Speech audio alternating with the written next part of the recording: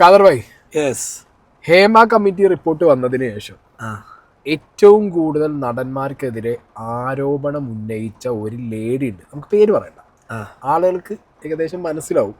Okay, പേര് ഞങ്ങൾ പറയുന്നില്ല. കാരണം ഇനിയിപ്പോ പേര് പറഞ്ഞതുകൊണ്ട് പ്രത്യേകിച്ച് ഇനിയിപ്പോ അവര് നമ്മളെ പേരിൽ എന്ത് കൊടുക്കണ്ട, കേസ് പോയിക്കൊണ്ടേ കൊടുക്കണ്ട. ആ ലേഡി ഈ അടുത്ത് വന്ന് കലാഭവൻ മണിക്കെതിരെ, ജാഫർ ഇടുക്കിക്കെതിരെ, ബാലചന്ദ്ര മേനോനെതിരെ അവരുടെ ഒരു വലിയ ലിസ്റ്റ് തന്നെ ഇരിക്കുന്നുണ്ട്. എല്ലാ നടന്മാർക്കെതിരെ അവരെന്ത് ചെയ്യുന്നുണ്ട്, ആരോപണം പറയുന്നുണ്ട്. ഞാൻ ആ ടൈമിൽ എൻ്റെ മൈൻഡിൽ ആലോചിച്ചൊരു കാര്യമുണ്ട്. ചേട്ടാ, ഈ ലേഡിക്ക് ഇവരൊക്കെ ആയിട്ട് എങ്ങനെ കണക്ഷൻ? നേരത്തെ ഖാദർഭായി ഞാൻ ഡിസ്കസ് ചെയ്തപ്പോൾ നിങ്ങളൊരു കാര്യം ചോദിച്ചു, ഇവർ ഇത്ര സിനിമയിൽ സായി അഭിനയിച്ചിട്ടുണ്ടോ? ചുരുക്കം സിനിമയിൽ അഭിനയിച്ചിട്ടുണ്ട്, പക്ഷെ എന്നാലും അഭിനയിച്ചിട്ടുണ്ട്. ആ അഭിനയിച്ചത് വെച്ചിട്ട് അവർ ഇത്രയും ആളുകളായിട്ട് കണക്റ്റഡ് ആവണം എന്നുണ്ടെങ്കിൽ അവിടെ എന്താ നടക്കണം? ഒരു ലോജിക്ക്, കോമൺ സാധനത്തിൽ, അതായത് ഇപ്പോൾ മുകേഷിനെതിരെ ഈ ലേഡി പരാതി കൊടുത്തു. ഈ പരാതി കൊടുത്ത ലേഡി മുകേഷിനെതിരെ കൊടുക്കുമ്പോൾ മുകേഷ് ഈ ലേഡി അറിയില്ല എന്നല്ല പറഞ്ഞത്. ഈ ലേഡി പരാതി കൊടുത്ത ഓരോ വ്യക്തികൾക്കും ഈ ലേഡിയെ കൃത്യമായിട്ട് അറിയാം, അഡ്രസ് ചെയ്യുന്നുണ്ട്. അവർ ഈ ലേഡി അറിയാന്ന് തന്നെ പറയുന്നത്, അറിയില്ല എന്ന് പറയുന്നില്ല. നമ്മള് നിവിൻ പോളിന്റെ കേസിൽ എന്താ കണ്ടേ? നിവിൻ പോളിനെ ഒരു ലേഡി വന്നിട്ട് ആരോപണം ഉന്നയിച്ചപ്പോൾ നിവിൻ പോളി പത്രസമ്മേളനം നടത്തിയിട്ട് പറഞ്ഞു, എനിക്ക് അതിന്റെ മുഖം പോലും അറിയില്ല, എനിക്ക് ആരാന്നേ അറിയില്ല. ഈ കേസിന് കറക്റ്റ് പറയുന്നുണ്ട്, എല്ലാവർക്കും ഇവരെ അറിയാം. ഓക്കെ, ഇവർക്ക് എല്ലാരെയും അറിയാം. ഇനി ഇതില് ഇവർക്കെതിരെ ഒരു ആരോപണം വന്നു. ഇവരുടെ തന്നെ ബന്ധുക്കാരി ഒരു കുട്ടി, ഇവരുടെ ചേച്ചീന്റെ മകള് വന്നിട്ട് ഇവർക്കെതിരെ ഒരു ആരോപണം. ആ കുട്ടിയെ ഇവർ കൊണ്ടുപോയി മോശമായ പ്രവർത്തിക്ക് പ്രേരിപ്പിച്ചു. അന്ന് ആ പെൺകുട്ടി അതിലൊരു കാര്യം പറഞ്ഞിട്ടുണ്ടായിരുന്നു, ശ്രദ്ധിക്കണുണ്ടോ? എനിക്ക് എന്ത് ചെയ്യണമെന്ന് അറിയണ്ടായിരുന്നില്ല. ഞാൻ ഇവരോട് എന്നെ വീട്ടിൽ കൊണ്ടുപോകാൻ പറഞ്ഞു. അപ്പോൾ ഇവരെന്നോട് പറഞ്ഞത് പേടിക്കേണ്ട. അപ്പോഴത്തേക്കും പെട്ടെന്ന് ടോണൊക്കെ മാറി, പേടിക്കേണ്ട, നിനക്കൊന്നും വരാൻ പോകുന്നില്ല, നീ ചെറിയൊരു അഡ്ജസ്റ്റ്മെന്റ് എന്ന് പറഞ്ഞു കഴിഞ്ഞാൽ അവരെൻ്റെ വന്ന ശരീരത്തിൽ വന്ന് തൊട്ടത് അല്ലെങ്കിൽ അവർ ഏത് രീതിയിലാണ് എന്നോട് പെരുമാറുന്നത് എനിക്കറിയത്തുള്ളൂ. അപ്പോൾ നീ ഒന്ന് രീതിയിൽ അത് അഡ്ജസ്റ്റ് ചെയ്യുവാണെങ്കിൽ നിന്റെ ഭാവി സുരക്ഷിതമാവും, നീ സേഫ് ആവും. നീ ഇപ്പോൾ 10th കഴിഞ്ഞ് നിൽക്കുമല്ലേ, നിനക്ക് നല്ലൊരു ജീവിതം വേണ്ടേ? ആൻറ്റി ഇത് ആദ്യമായിട്ടൊന്നും അല്ല, ഇതിന് മുമ്പ് ഈ പുള്ളിക്കാരിക്ക് ഒരു ഡാൻസ് ക്ലാസ് ഉണ്ടായിരുന്നു, അതല്ലാണ്ട് ട്രാവൽ ഏജൻസി ഉണ്ടായിരുന്നു. അപ്പോൾ അവിടെയുള്ള കുട്ടികളെയൊക്കെ ആൻറ്റി നല്ലൊരു ലൈഫിലേക്ക് എത്തിച്ചിട്ടുണ്ട്. ചെറിയൊരു അഡ്ജസ്റ്റ്മെന്റ് ഒക്കെ ചെയ്ത് കഴിഞ്ഞാൽ അവരിപ്പോൾ ദുബായിലൊക്കെയാണ്. അപ്പോൾ നീ ഒന്ന് അഡ്ജസ്റ്റ് നിന്ന് കഴിഞ്ഞാൽ, നീ ഒന്ന് കണ്ണടച്ച് കഴിഞ്ഞാൽ നിന്നെ ഞാൻ അങ്ങനെ കയറ്റിക്കൊണ്ട് പോകും, നമുക്കൊക്കെ രക്ഷപ്പെടാൻ പറ്റും. അവരുടെ അടുത്ത് അവരെന്താണോ പറയുന്നത് അഡ്ജസ്റ്റ് നിന്നാൽ നിനക്ക് നല്ലൊരു ഭാവി ഉണ്ടാവും എന്നോട് പറഞ്ഞു. എനിക്കത് മനസ്സിലായി, അതിൻ്റെ അർത്ഥം എനിക്ക് മനസ്സിലാക്കാൻ പറ്റും. കാരണം നമുക്കറിയാലേ ആ രീതിയിൽ അവിടെയുള്ള ആൾക്കാരുടെ നോട്ടവും അവിടെയുള്ള ആൾക്കാരുടെ രീതികൾ എനിക്ക് മനസ്സിലായി. അപ്പോൾ എനിക്ക് പറ്റില്ല എന്ന് പറഞ്ഞ് ഞാൻ അവിടെ ബഹളം വെച്ച് അവിടെ നിന്ന് ഇറങ്ങി പോരുമായിരുന്നു. അപ്പോഴത്തേക്കും പുള്ളിക്കാരി എന്നോട് പറഞ്ഞു, ഇവിടുന്ന് നീ ഞാൻ പറയുന്ന കേക്ക്, നിനക്ക് ഇവിടെ നിന്ന് കഴിഞ്ഞാൽ, കാരണം അവരെ കമ്പനി ചെയ്തുകൊണ്ടിരിക്കുന്നത് കാണാം. ഓക്കെ, ഇതിൽ ആ കുട്ടി കൃത്യമായിട്ട് പറയുന്നുണ്ട്, ഈ ലേഡി ആ കുട്ടിയോട് പറഞ്ഞിട്ടുണ്ട് ട്രാവൽ ഏജൻസി ഡാൻസ് ക്ലാസ്സും ഉണ്ട്, ദുബായിലേക്കൊക്കെ ഇവർ നല്ല രീതിയിൽ സെറ്റിലാക്കുന്ന രീതിയിൽ കുട്ടികളെ എത്തിക്കുന്നുണ്ട്, കൊണ്ടുപോയിട്ടുണ്ട് എന്നുള്ളത്. ഇതില് ഒരു വലിയ ഫാക്ട് എന്താ അറിയോ, ഇതിൽ ഞങ്ങൾക്ക് ഒരു ഞെട്ടിക്കുന്ന സാധനം കേൾപ്പിച്ചേ. ഈ ഒരു ഓഡിയോകൾ കേൾക്കണേ, ഈ ഒരു ഓഡിയോകൾ എല്ലാരും കേട്ടോ. ആ കുട്ടി പറഞ്ഞത് ഓർക്കണം, ദുബായിലേക്ക് കുട്ടികളെ കൊണ്ടുപോയിട്ടുണ്ട് പലതിന്റെ മറവിൽ. ഇത് കേട്ടോളൂ. നമസ്കാരം. കുറേ വർഷങ്ങൾക്ക് മുമ്പ് ദുബായിന്ന് കണ്ടിരുന്നു, മീറ്റിങ്ങിലൊക്കെ ഉണ്ടായിരുന്നു, പരിചയപ്പെട്ടിരുന്നു. പിന്നെ അന്നൊരു ചെറിയ ലൈറ്റ് ഗിഫ്റ്റ് ഒക്കെ തന്നിരുന്നു. അപ്പൊ അതുകൊണ്ടൊരു ഓർമ്മ ഉണ്ടാവുമെന്ന് അറിയില്ല. എങ്കിലും ഞാൻ ഇന്നലെ മുതൽ ഈ നമ്പറിന് വേണ്ടി ശ്രമിക്കുകയായിരുന്നു. അതായത് ഈ അപവാദം പറഞ്ഞ ആ സ്ത്രീ എങ്ങനെയുള്ളതാണ്, ഏതാണെന്നുള്ളത് എനിക്ക് നല്ലോണം അറിയാം. കാരണം ഞാനിവിടെ ഇന്ത്യൻ കോൺസുലേറ്റിന്റെ സോഷ്യൽ വർക്കറാണ്. കുറേ ലേഡീസിന് ഇല്ലീഗലായിട്ടുള്ള ബന്ധങ്ങൾക്ക് വേണ്ടി അവരോട് പിന്നെ ഇവിടെ ഹോസ്പിറ്റലിലെ റിസപ്ഷനിലാണ്, മറ്റുള്ള ജോലികളാണെന്നൊക്കെ പറഞ്ഞ് ഇവിടേക്ക് കയറ്റി വിടുന്നത് ഈ സ്ത്രീയുടെ പിന്നെ ഒരു സ്ത്രീയുടെ ഒരു ജോലിയായിരുന്നു. അങ്ങനെ കുറെ പാവപ്പെട്ട കുട്ടികളൊക്കെ ഇവിടെ വന്ന് അവർ ഈ ട്രാപ്പിൽ പെട്ട് അവരുടെ പാസ്പോർട്ട് നഷ്ടപ്പെട്ട് അങ്ങനെ എൻ്റെ കയ്യിൽ വന്ന് അങ്ങനെ അവരുടെ പാസ്പോർട്ട് അപ്പോഴാണ് ഡീറ്റെയിൽസ് പറഞ്ഞത്, ഇങ്ങനെ ഒരു ലേഡിയാണ് ഞങ്ങളുടെ പിന്നിൽ, അവളും കേരളത്തിൽ ഒരാണും ഉണ്ട്, അവനും കൂടെ ചേർന്നിട്ടാണ് ഇങ്ങനെ ഞങ്ങളിവിടെ നല്ല ജോലിയാണെന്ന് പറഞ്ഞ് അവിടെ നിന്നോട്ട് കയറ്റി വിടുന്ന. എയർപോർട്ടിൽ ഇറങ്ങി അവിടെ പാസ്പോർട്ട് വാങ്ങലാണ്. പിന്നെ ഈ ഗ്യാങ്ങിൻ്റെ ഇതിലേക്ക് അവർ കൊണ്ടുപോവാണ്. അവർക്ക് രക്ഷപ്പെടാൻ പോലും പറ്റാത്ത വിധമാണുള്ള കാര്യങ്ങൾ ചെയ്യുന്നത്. ഞങ്ങളൊക്കെ അതിനൊക്കെ ഒത്തിരി ഞങ്ങൾക്ക് പറയാനുണ്ട്. അതുകൊണ്ട് ഞാനിത് അരുണിനെ വിളിച്ചിട്ട് ന്യൂസ് കൊടുത്താലോന്ന് വിചാരിക്കുക. കാരണം ഈ ലേഡി, ഇങ്ങനത്തെ ലേഡി ഇപ്പൊ തുടങ്ങിയിരിക്കുക ഓരോരുത്തരാണ് അവളുടെ സ്വന്തം തെറ്റുകൾ, അവളാണ് ചെയ്യുന്ന തെറ്റുകൾ. ഇവൾക്ക് എന്തിന്റെ സോക്കേടാന്നറിയത്തില്ല. ഇപ്പൊ ഓരോരുത്തരെ വലിച്ച് ഇങ്ങോട്ടേക്ക് ഇതിലേക്ക് ഇടുകയാണ്. അപ്പൊ അതൊന്ന് പറയണമെന്ന് വിചാരിക്കുകയാണ് അരുണിനോട്. ഞാൻ അരുണിനെ ഇപ്പം ഇത് ചെയ്തിരുന്നു, കിട്ടുകയാണെങ്കിൽ ഞാൻ ഈ കാര്യങ്ങൾ പറഞ്ഞിട്ട് ഞാൻ ചിലപ്പം കാര്യങ്ങൾ മുഴുവനായിട്ടുള്ളത് സംസാരിക്കും. എന്തായാലും ഇതിനെതിരായിട്ട് നല്ലോണം പ്രവർത്തിക്കുക. കാരണം ഇങ്ങനെയുള്ളതിനെ ഒന്നും വളർത്താൻ പാടില്ല. എത്ര പേരുടെ കുടുംബമാണ് തകർക്കുന്നത് ആ ലേഡി. അവള് കുറെ ഇംഗ്ലീഷ് ചവച്ച് ഇങ്ങോട്ടേക്ക് വിട്ടാവുന്ന ആൾക്കാർ ഇതെല്ലാം കേട്ടെങ്കിൽ ഇതാവുമെന്നോ അവളുടെ ധാരണ. കണക്ട് ആയോ? പക്ക പറഞ്ഞു കഴിഞ്ഞാൽ ഒരു വേശ്യാലയം നടത്തിക്കൊണ്ട് പോവാണെന്നുള്ളത്. അതായത് ആദ്യം ഈ പരാതിക്കാരിയായ പെൺകുട്ടി വൃത്തിക്ക് പറയുന്നുണ്ട് അതെ എബ്രോഡിലേക്ക് കുട്ടികളെ കൊണ്ടുപോയിട്ടുണ്ട്.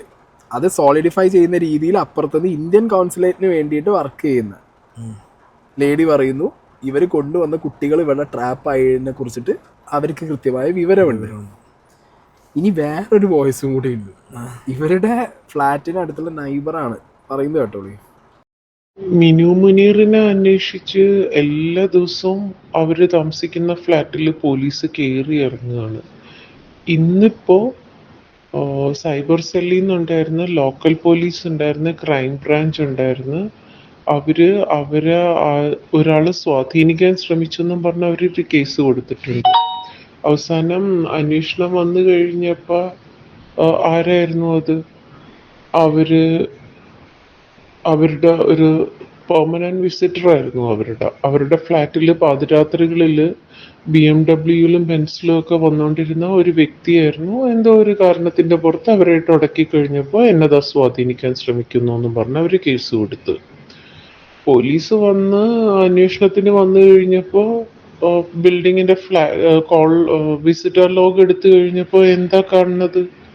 അവരുടെ വിസിറ്റർ അവരെ പല പ്രാവശ്യം വന്നേക്കുന്നു, അവര് താഴെ വന്ന് വിളിച്ചുകൊണ്ട് പോകുന്നു. ഇതെല്ലാം CCTV വിഷ്വൽസ് ഉണ്ട്. ഇന്നിപ്പോ സൈബർ സെല്ലിൽ നിന്നും ക്രൈം ബ്രാഞ്ചിൽ നിന്നും ഒക്കെ ആളുകൾ വന്ന് പോലീസ് ഓഫീസേഴ്സ് വന്നിട്ട് ഇതിന്റെ എല്ലാം വിഷ്വൽസ് എടുത്തോണ്ട് പോയിട്ടുണ്ട്. അപ്പോ ഇതൊക്കെയാണ് മിനു മുനീറിന്റെ കാര്യത്തിൽ സംഭവിച്ചുകൊണ്ടിരിക്കുന്നത്. അവർക്ക് തോന്നിയത് അവര് പറയുന്നു. സത്യം പറഞ്ഞിട്ടുണ്ടെങ്കിൽ ഓട്ടോറിക്ഷക്കാർക്ക് വരെ പേടിയായിരിക്കും ഇവരുടെ വണ്ടിയിൽ കയറാൻ, ഇവരെ വണ്ടിയിൽ കയറ്റാനായിട്ട്. കാരണം നാളെ അവരെയും പീഡിപ്പിച്ചൊന്നും പറഞ്ഞു കൊടുക്കും. അവര് വളരെ തോന്നിവാസിയായിട്ട് ജീവിക്കുന്ന ഒരു സ്ത്രീയാണ്.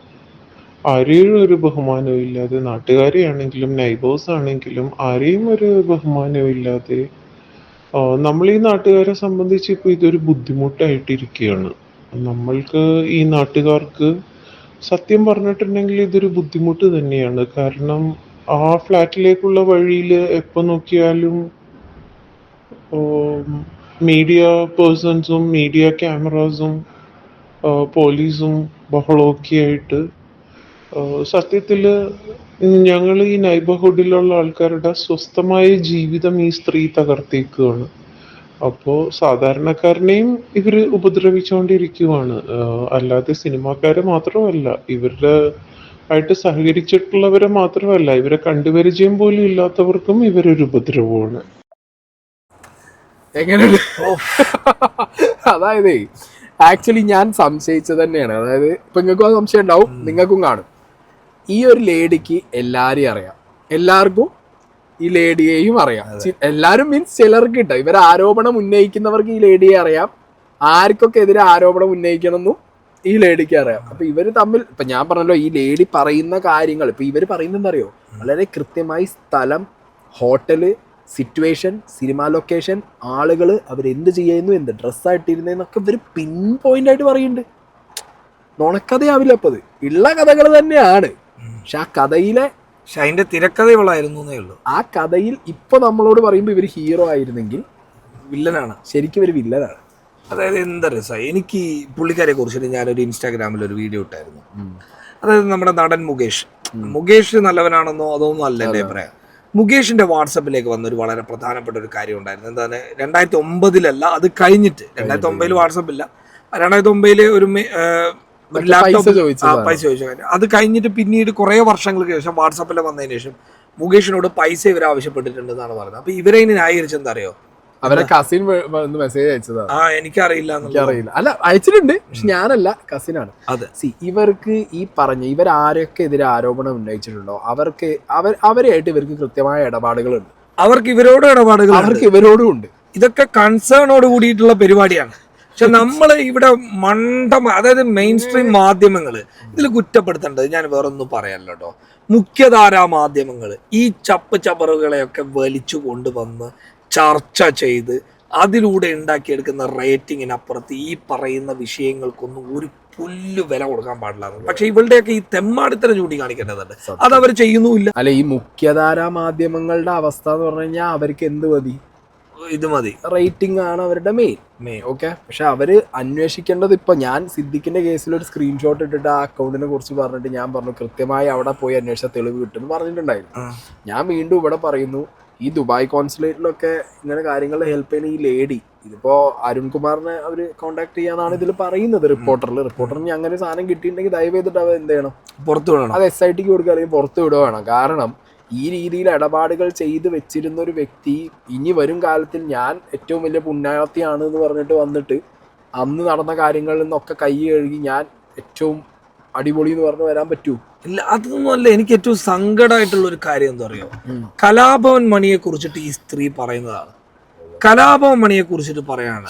അപ്പൊ എന്നിട്ട് കലാഭവൻ മണിയെ ഇത്രയൊക്കെ പറഞ്ഞതിന് ശേഷം ഈ സ്ത്രീ ന്യായീകരിക്കുകയും ചെയ്യാണ്. കലാഭവൻ മണിയെ ന്യായീകരിക്കുകയും ചെയ്യാണ്.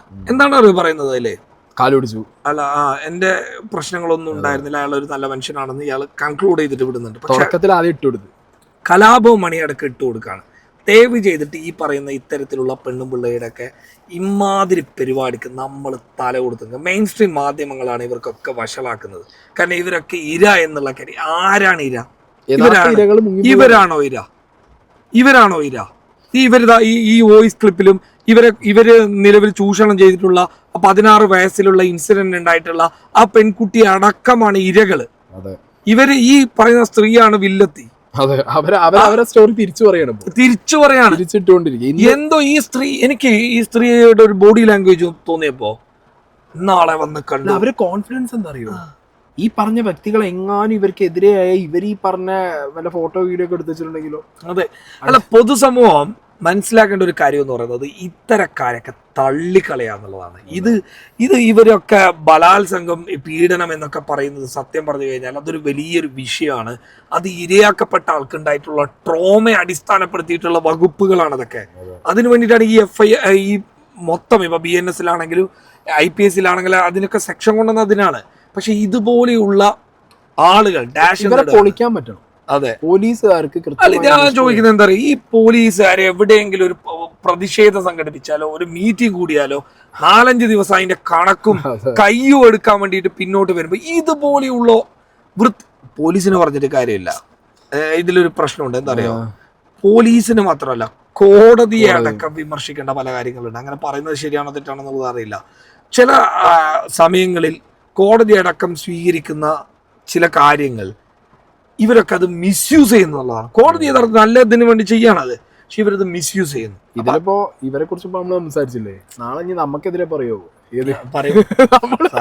ഞാൻ 10 കൊല്ലം മുമ്പാണെന്ന് പറഞ്ഞാൽ നമുക്ക് പ്രായപൂർത്തിയായിട്ടില്ല കേട്ടോ. അതാണ് പ്രശ്നം. കാരണം അതാണ് വിഷയം ഇവിടെ. ഇന്നലെ അവര് മറ്റേ ബീനാന്റണി ഇല്ലേ, അവരെ ഹസ്ബൻഡ് ഒരു വീഡിയോ ഇട്ടിരുന്നു.